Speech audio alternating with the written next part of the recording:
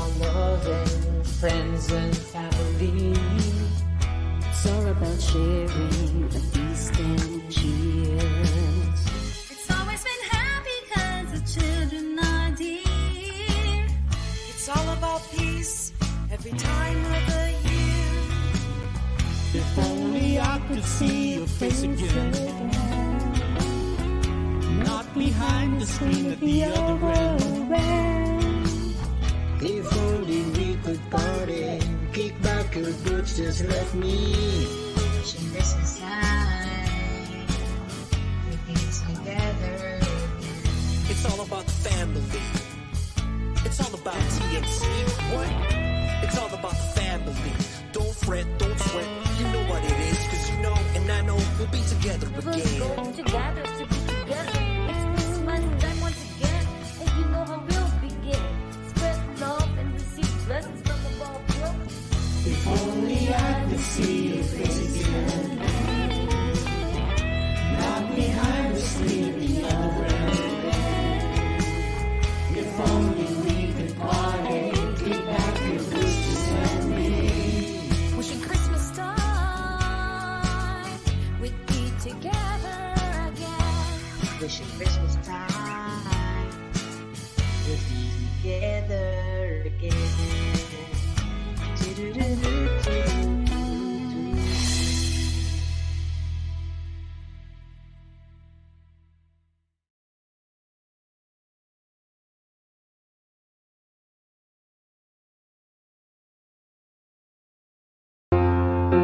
The new channel.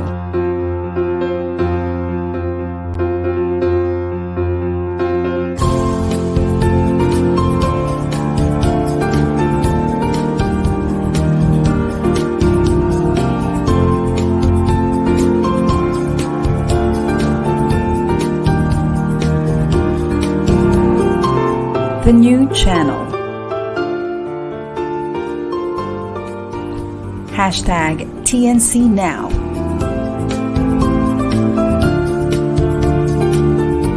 The views, opinions, and insights expressed in the following shows are those of the host, producers, guests, and viewers. They do not necessarily reflect the position of the channel. Viewer discretion is advised. Hello and welcome to the new channel. Our passion transforms, a community channel that sees all things new.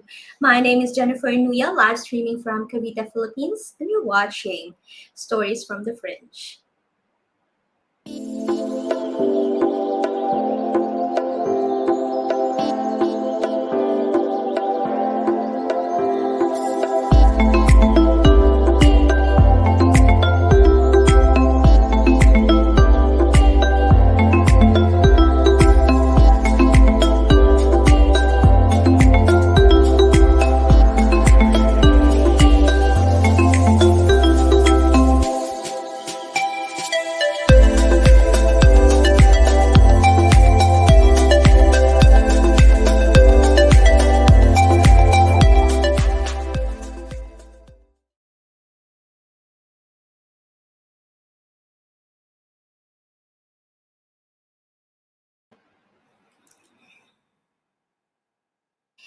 Hello and welcome again.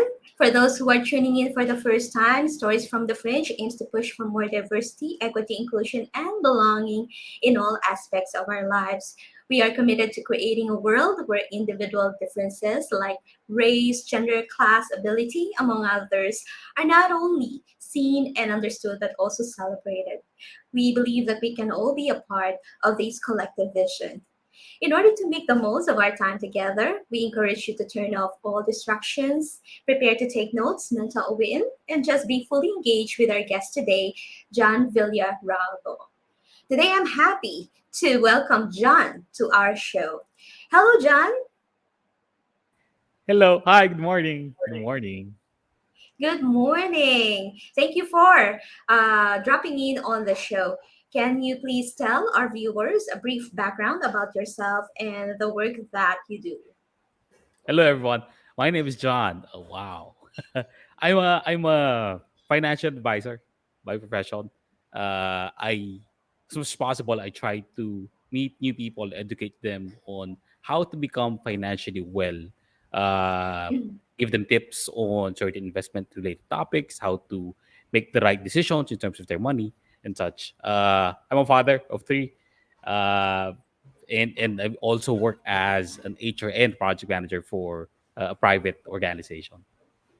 Fascinating. So, what's a day like in the life of a financial advisor?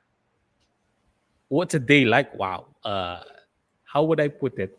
Uh, it's exciting because you get to meet new people, you get to Mm-hmm. understand their financial situation, and the best part is you get to contribute to how can they become financially savvy. How can they, build good habits when it comes to their finances, and take them into a journey into reaching their financial goals, as small as it is, but it's the ability that you can help and educate them in terms of Mm-hmm. being the the financially savvy person that you want them to be.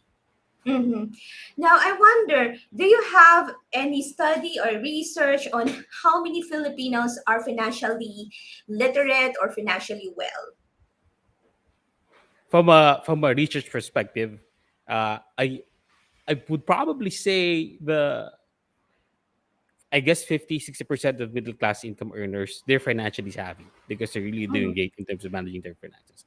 But the better opportunity, if you look at the society, would be the ones below the middle class, because Mm-hmm. the side that they get, the inflation, the expenses, when all of that adds up, it's becoming a struggle for them in making Mm-hmm. sure that they would survive the next day, they would survive Mm-hmm. the next cutoff, the next payday. So to answer your question, the ones that Mm-hmm. belong to the lower middle class, that's where the Mm-hmm. opportunity lies to help.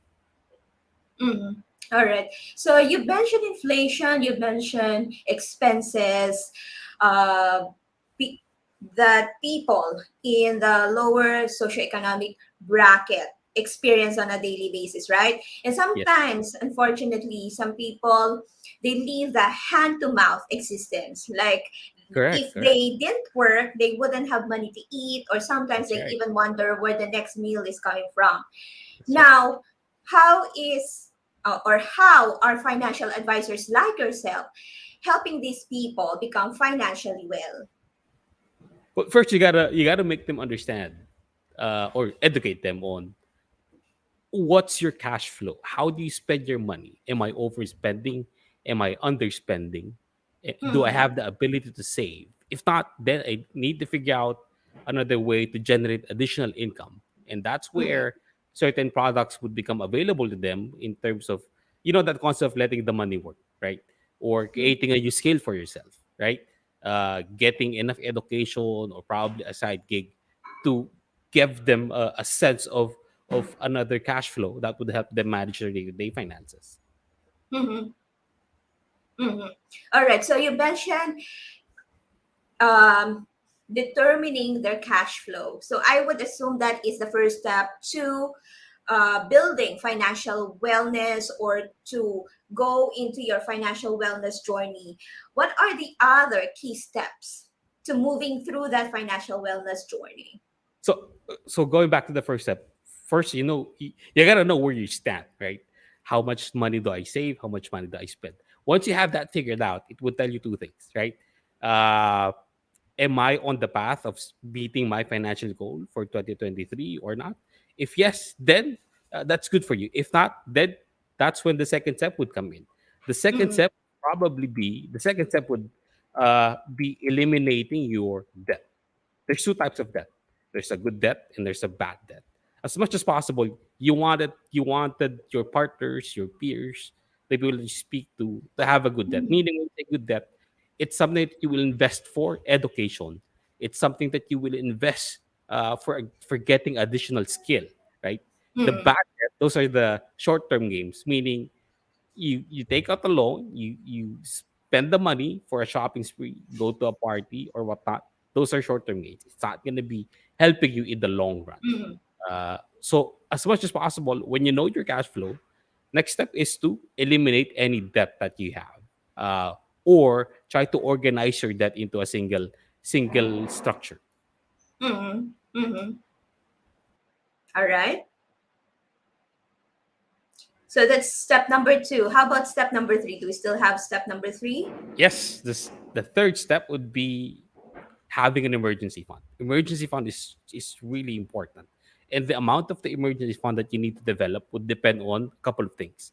One, if you're single, you'd probably need 6 months worth of your existing income. But if you have dependents, that's when it's gonna need more. Mm-hmm. Uh, and these emergency funds should ideally cover any medical illnesses, any setback, if you lose your job, if your small business goes down. That Mm-hmm. emergency fund should allow you to continue to live comfortably for the next X number of months, X number of years, until you get into the position again of generating your income. So that's going to be the third, I guess, advice or tip that I would share to the group. Mm-hmm. All right. Thank you for that. Now, if we might digress a little bit. So you mentioned about eliminating all debts. Now, are all debts bad? It only becomes bad on how you spend it. That's my thought process into it. Say for example, I'm starting up a business. I would probably take out a small loan to help me with my capital, right? But if I'm going to take out a loan to help me get a new phone, help me get a new bag, per se, go into a shopping spree, host a really fancy party that I know would not give me any positive gains in the long run, that's a bad Mm-hmm. debt. That Mm-hmm. I as much as possible, I try to stay away from those kind of situations. If I'm going to, if in case I need to take out a loan, then I would Mm-hmm. need to make sure that I would use that amount of money to either boost my current business or boost my current Mm-hmm. situation. Mm-hmm. All right. Thank you for highlighting the difference between the good and the bad debt. Okay, so we do the emergency fund, okay, for X number of months. So what else do we need so that we can complete the financial wellness journey? Once you've developed you know your cash flow, you've eliminated your debt, you have an emergency fund, the next habit that you need to form would be making the right investments. And when I say making the right investments, it could be saving your funds into a bank. It can Mm-hmm. be investing your money into the stock market, engaging in UITF or mutual fund, so that it's you're applying the concept of letting your money work for you. Mm-hmm. That's one.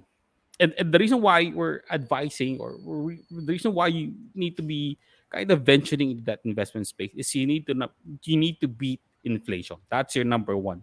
That's your number one risk. When I say inflation, let's put it this way: when you save in the bank, the bank gives you a certain amount of interest, right, on the amount that you save. But Mm-hmm. that interest is gonna be deflated, or is gonna be negated by the inflation. When we talk about inflation, it's the steady increase of goods over the years. Take this one for example. Say for example, you buy a meal.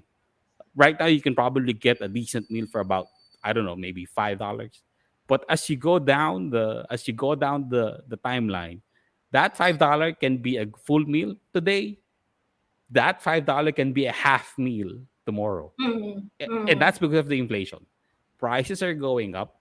The amount of income that you generate is not big, or is not good enough to address the amount that's really raising the price market.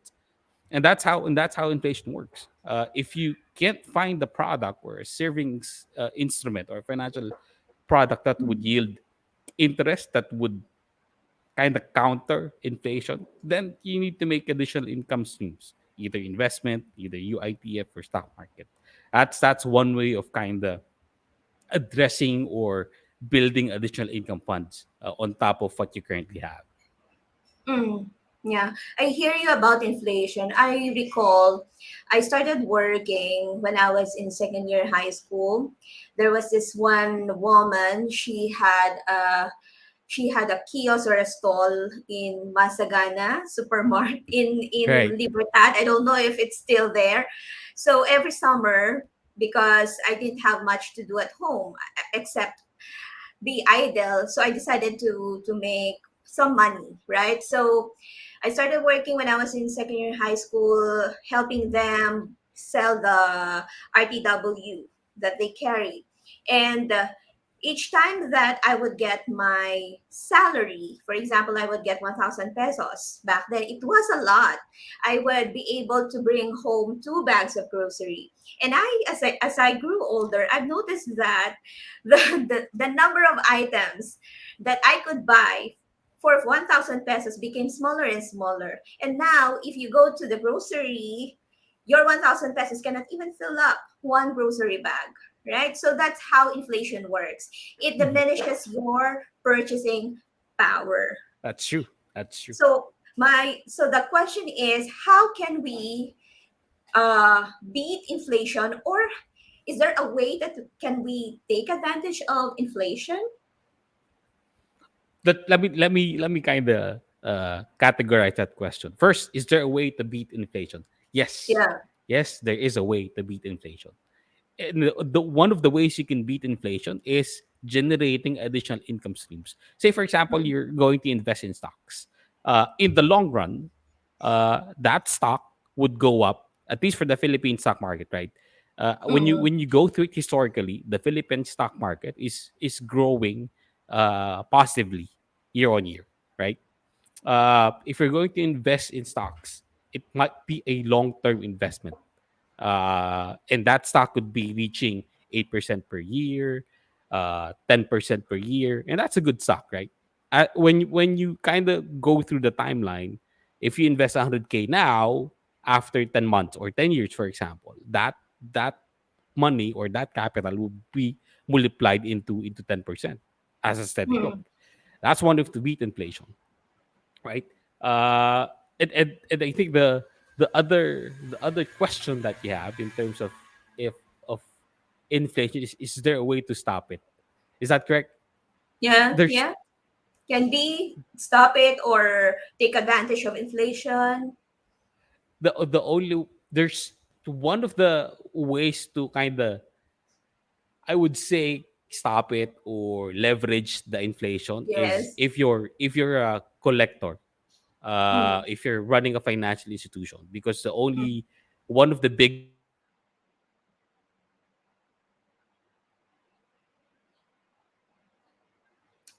I'm sorry, but I think we lost you there for a bit, John. can you hear me? All right. Now we can hear you. I'm not sure what happened with the internet, but It's from okay. That from happens. inflation, the only people that can, at least organization that really leverage on it, are the banks, collections agencies, the people that Mm. uh, runs their business on loans and such. Those are the Mm. people that kind of leverage or capitalize on the inflation. But is there a way to stop inflation?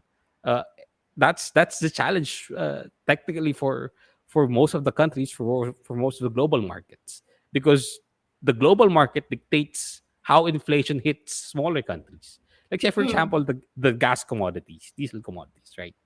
A couple of years ago, you go to a gasoline store, you can buy uh, a liter of diesel for probably about less than $1, right? But Mm. now it's almost twice $1. And who's dictating that price? It's not the gasoline station. It's actually the global market, and it creates ripple effects to the economies of the smaller countries. That's Yeah. that's how inflation plays into the global market. Is there a way to stop it? It would be, probably there is, but it's gonna be tough. The global markets would really need to think of something of controlling certain commodity, certain price, to make sure that it doesn't hit smaller economies. Mm. Now that you've mentioned about the global markets, Warren Buffett, considered as one of the wealthiest people in the world Hmm. and himself an expert in investments, he said that what we're bracing for is something worse than 1929, right? And he said that we are facing, or we should expect, an economic crisis plus recession. So I don't know how that would look like, like a two-prong problem. Uh, at least I've read some things about the 1929 depression, and it really affected a lot of people. So I can just imagine how this would affect millions of people around the world. That is getting me worried. All right, but at least we are, what we're discussing here is one way of helping people to prepare, right? Correct, So correct. 2022 is almost done. We're just how many days before the end of the 2022 to start Right, with right, 2023, right? right. So you said that we can start investing.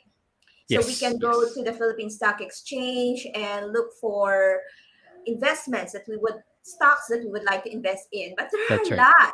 So for those people who are starting with investing, do you have any tips, tricks that they can that will make investing painless? So from an investing standpoint, let me just categorize it into three pieces. One would be the stock market. If Mm, you're a starting investor, you can sign up with a brokerage company, whatever brokerage company that is, and then I would probably suggest that you do invest into blue stocks companies. When we say blue chips or blue stocks, these are the companies that would yield or they perform annually at a positive rate of increase. The other step or the other strategy that I would normally do would be cost averaging.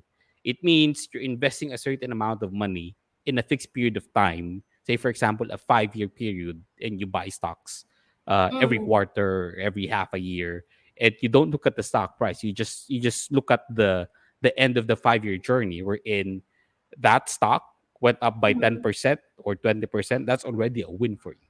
That's part one of the strategy. The other strategy would be investing or partnering with banks in creating mutual funds. mm, Uh, they're technically managed by fund managers. It's less complicated. You don't need to go through technical analysis. You don't need to go through charting exercises and such. It's actually the banks that would do the legwork for you, or the mm, organizations that would do the legwork for you. Similar concept can be applied to UITF, wherein you kind of invest a certain pool of your money, have the fund managers hold the fund, and invest into companies with other money or other capital from other people to make sure that they earn a certain amount of return on the amount that you're getting. Uh, Stay away from shady investments. And when I say shady, if somebody walks up to you and say, I can triple your money in a span of 3 months or 6 months, that's a red flag.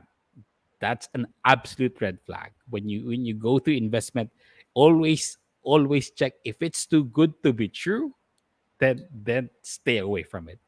mm, You would never see an investment that could triple your money in the next 3 6 months or even a year. uh mm. at least that's my experience. Other companies would probably suggest, or there are probably other companies that may have done it, but in my experience in this industry, if again if it's too good to be true, I'd rather stay away from those kind of structure. All right. Yeah. So if it's too good to be true, it must not be true. Yeah, I had also a harrowing experience regarding that. I have also made some investments, and during the pandemic, um, well, the only reason why I invested in that company that was supposed to be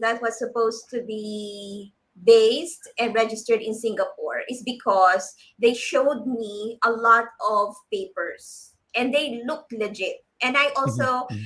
enlisted the help of one friend who is a Singaporean, and then I asked him, of course, we have here SEC, right? Right, And right, right. DTI, other government agencies where Mhm, you can mhm. look up if the company is legitimate. So Correct. everything at face value look legitimate. So it's registered in Singapore, and then I asked for the registration or incorporation, letters of incorporation. Everything looks legit. And of course, I also took the word of some friends who went into the investment months before myself, and they also had testimonials that this is legitimate.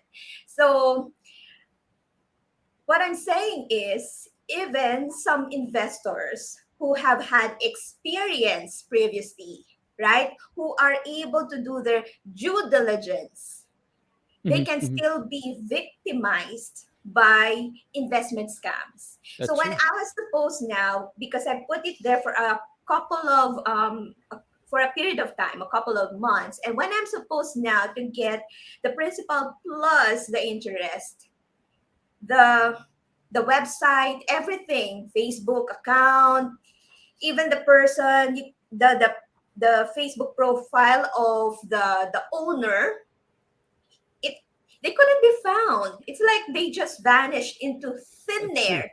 And then I asked my brother. My brother is also into that. He actually he was also encouraged by our other friends. So I thought that, yeah, this is something that I can put my trust into. I could put my money into, right? But again, I guess my lesson there is, if you are an investor and you lost your money in an investment and you knew for a fact that you did your due diligence, don't feel so bad about yourself. Don't think that you are stupid. Don't think that you are a fool, right? My only consolation is it could have been worse.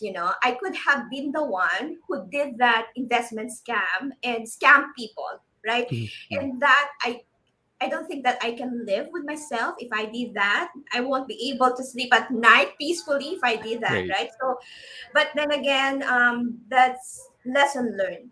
Right. Perhaps I still have some more steps that I need to do to ensure that, yes, this is 100% foolproof investment. Right. Right.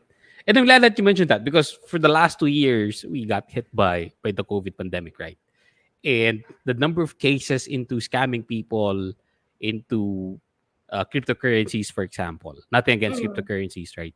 But cryptocurrencies is commonly being used as a platform for scamming people. Say, for example, you put your money mm, here, I'll put it into Bitcoin, Ethereum, and whatnot, and that money is going to go up by X number of percentage, right?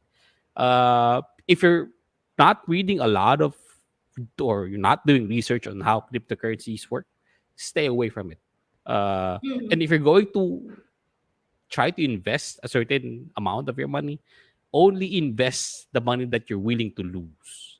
mm. That's another tip. So that it doesn't kind of give you a sense of loss. If you lose 10K today, that's fine. I can gain that again. I can earn that again. But if you're Mm, not willing to lose 1 million pesos, right? mm, 250,000, then I'd be careful with it. I would really be doing my due diligence, making sure that the companies, the stocks, the mutual fund that I'm investing into are showing all the right paperwork, SEC registered. There's a physical office. I know the board of directors. mm, The people behind the team has incredible credentials that I know would make my money grow into a certain amount over a period of time. mm. That's how it kind of look into it. If I lose some money, it's a learning experience for me. Yes, I it need to do is. better next time, right? It was really a learning experience. Well, anyway, that's life, right? You win some and Right. you lose some. That's true. That's And you true. oh, yes, sorry. That's true. I agree. I Yeah. agree.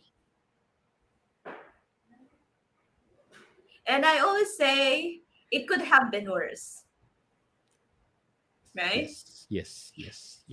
All Yes. right. So we're into the 30-minute mark of the show. So perhaps we can stop here for a quick word from our sponsors. And then when we get back, we'll discuss some more about having a financial wellness journey.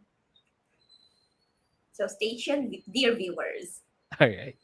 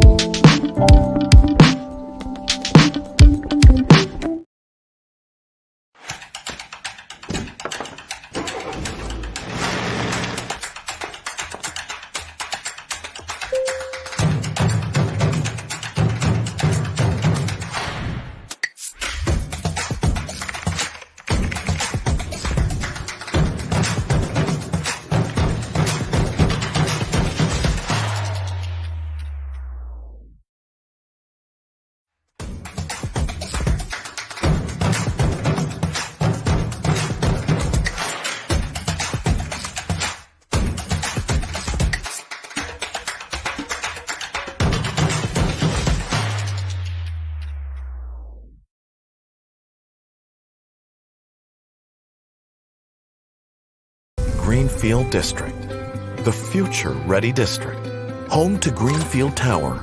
With its state-of-the-art fiber optic internet backbone, connectivity is built right into residences like Twin Oaks Place.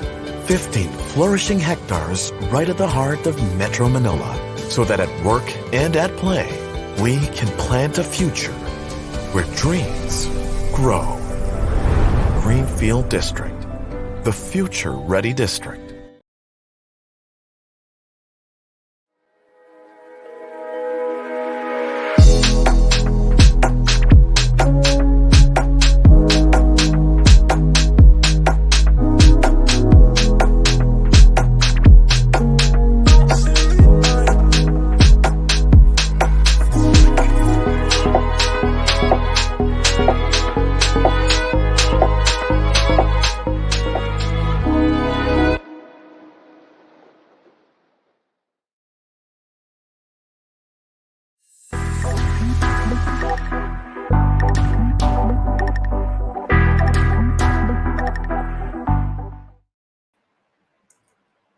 The News Channel is an online, alternative, new media platform of online shows for people on the go. Please watch all our shows as seen on the screen. Imagine having your own show, your own playlist, your own content, but we make it easier for you. TNC aims to transform the lives of our viewers through engaging, authentic, and original content.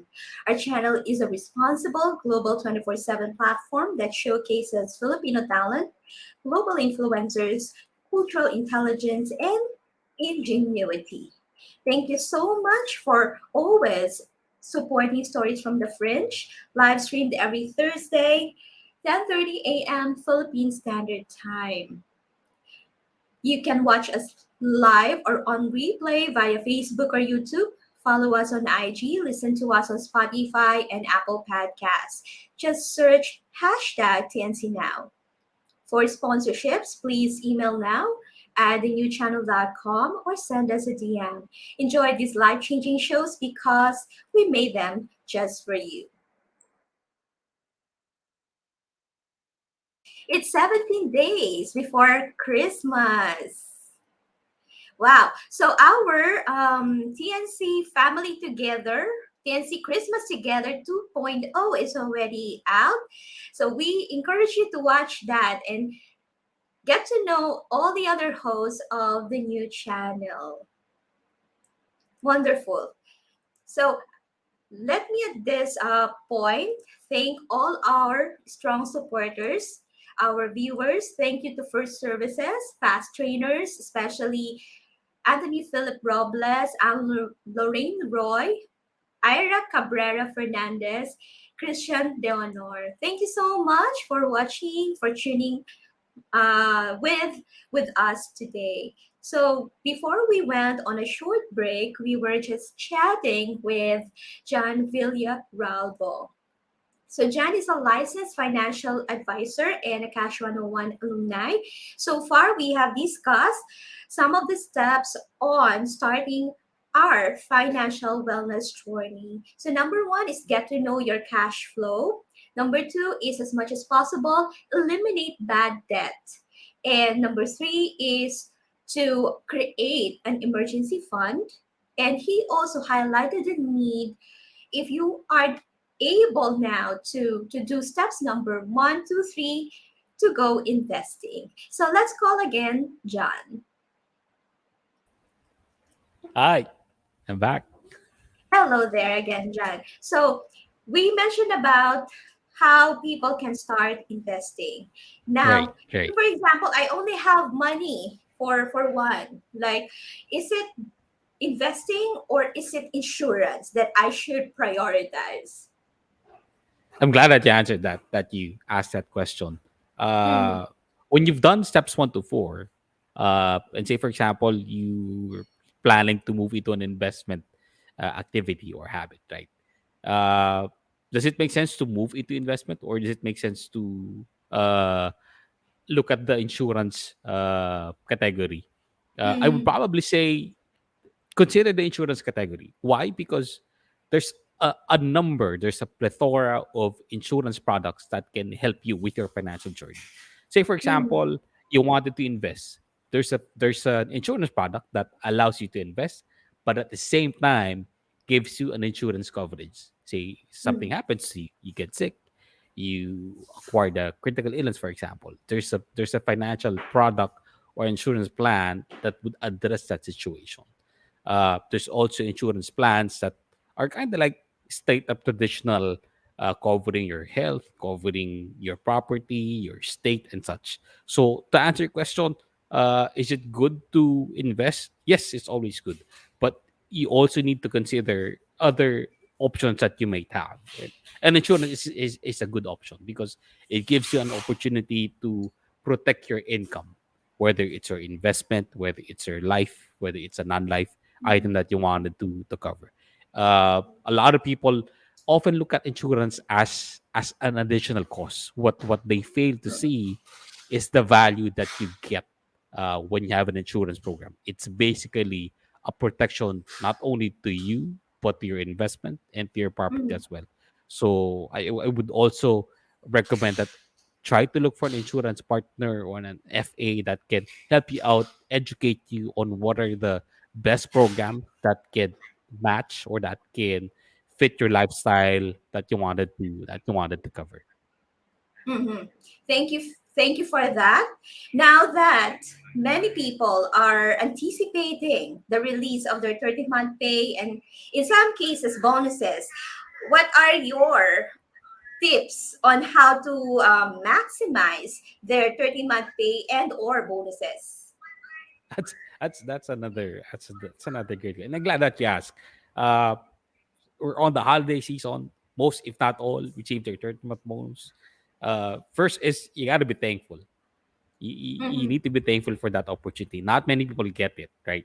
That's number one. You have to notice the opportunity and gratification. Second part is how do I capitalize? How do I make sure that I can multiply that opportunity again, right?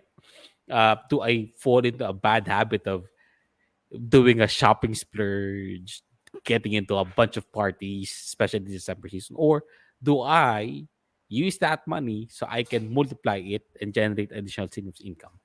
I would probably go with the second option. But before I go to the second option, I need to make sure I fulfill my responsibilities with my family, with my friends, giving them a small gift, for example, right? But Mm. the second part is can I invest? Can I reroute that money into something that would give me far better results towards next year? Is this something Mm-hmm. that I can use that I can be financially well for 2023? Those are the questions that you need to ask yourself as to whether how important is financial wellness to you this Mm-hmm. 2023. Mm-hmm. All right. So you mentioned about Christmas gifts. Sometimes I feel that the Christmas season is over commercialized. Like when we think of Christmas gifts, it has to be material things. But Mhm. as I have learned about the different love languages, it doesn't always about giving gifts. Some people they Mhm. prefer to have more time with you. Some people would like to have words of affirmation or acts of service. That's true. Perhaps for your Christmas gift to be truly appreciated by the recipient, you can ask them, so what do you want for Christmas? It doesn't have to be material things. It can be like volunteering to babysit your older sister's son for a night out so that she can have some bonding time with the husband, right? So Mhm. it's not always about money and things that you can buy from the store. And then you also mentioned about perhaps it's not about buying something for yourself, thinking about how can I make this money work for me instead of me working for the money, right? Correct. Now I saw this one that was I think a year ago. There's this one news. It's a news program on TV, and they featured a sales lady, and upon receiving the paycheck for that period, she went instantly to uh, a boutique or yeah where she bought something for herself like a good blouse, right? Now while there's no judgment because I know that some people they can only buy beautiful things that they want for themselves uh during Christmas or any other special occasion, right, when they Mhm. have windfall because Mhm. most of the year they don't have extra money. But what I've realized is something what we call delayed gratification. Perhaps you need to delay what you want for now so that you can enjoy what you need in the future, right? Mhm. The Mhm. same with OFWs. Like most of our OFWs, they go, of course, to other countries away from their families for some months or some years. They miss many celebrations, the birthdays of their family members, Christmas, New Year, so that they can earn money. But when they earn money, and for example, in Saudi Arabia, they have this period of time during Ramadan where they have sale. All of the stores seem to have a sale, so they just grab all these things, electronics, things that they didn't have back home, and then they buy them. But when they come home, all right, they don't have any savings, and before they knew it, they're already old and they cannot work anymore. And they have nothing to show for it except the electronics that they bought, except the gadgets that they bought for themselves and their family members. Well, I understand that, yes, they want to splurge sometimes because it's hard earned money and they want to enjoy what they didn't have before. But perhaps, again, that's something about what you need versus what you want. That's true. That's true.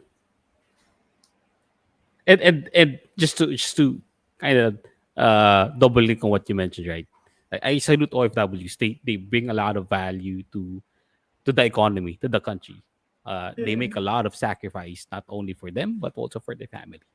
But at the same time, it's also kind of sad to hear that they work there most of their life, but when they get home, they suddenly realize I didn't have enough savings, uh, Mm-hmm. and most of my savings have gone through different different I guess different types of approaches. Like, for example, I spent too much on this, but didn't realize that I need to spend more in terms of maybe an investment or maybe a health plan, for example, right? And it's just kind of sad to hear those kind of stories.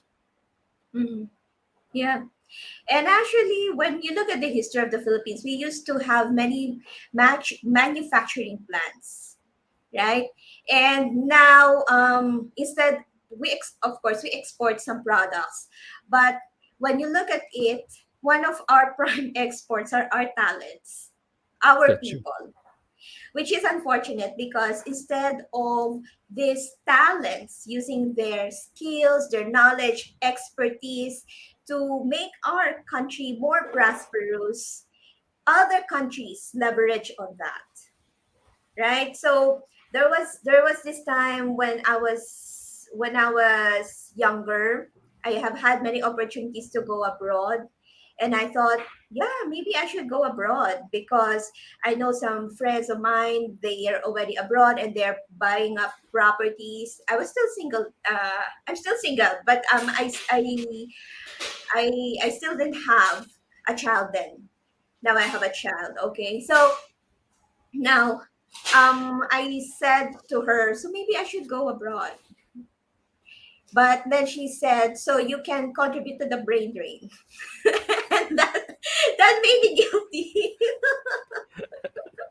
And now I'm thinking, did I make a good decision back then? But I don't regret it because anyway, I think that I can serve, and I have been serving the country by being a law abiding citizen, and of course paying my taxes.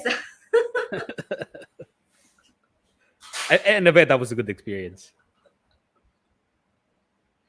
All right. So we're close to the bottom of the hour, John.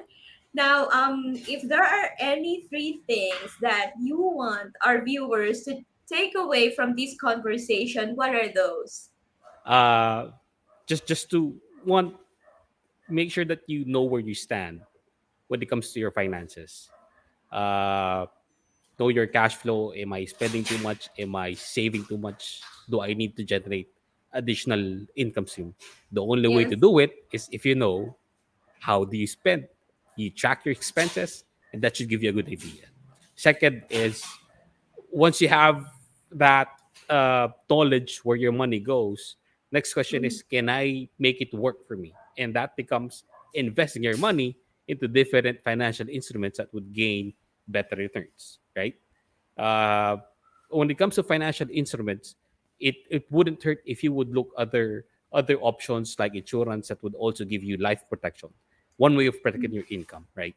And then the third piece is know to eliminate debt.